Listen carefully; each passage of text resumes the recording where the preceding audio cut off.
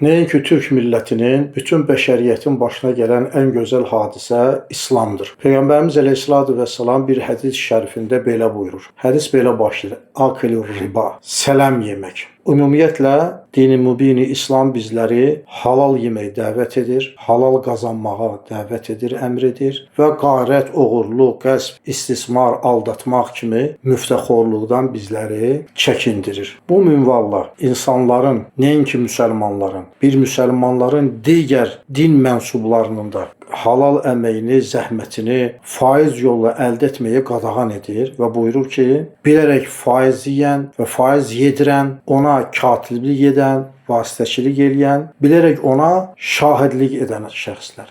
Yəni o faiz alma, verilmə, yemə prosesində istənilən yolla iştirak eləyən adamlar və digər bir günahı da xatırladır, günümüzün bəlası olan. Deyir ki, döymə edən. İmam Şafii rəhmətullah aleyh bu hədislə əlaqədar buyurur ki, bir insanın bədənində hətta bir nöqtə qədər də olsa, döymə olsa, onunla qəbrə girməsin, o əti kəsib atsın. Niyə?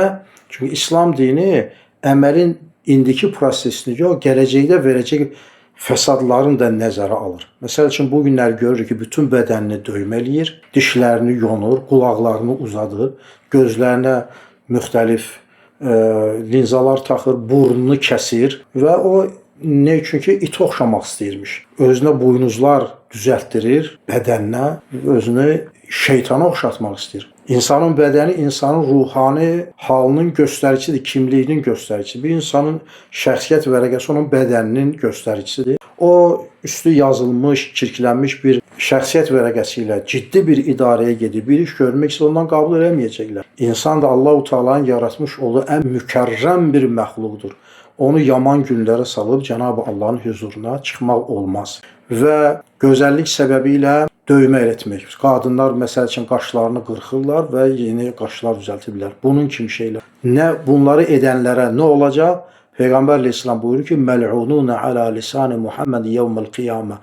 Belə şəxslər qiyamət gündə Muhammedin dilindən, Peyğəmbər əleyhissalamın dilindən məl'undurlar. Biz Peyğəmbərlərin, valideynlərimizin, salih kimsələrin xeyir duasını qazanmalıyıq, nəinki onların bəd duasını.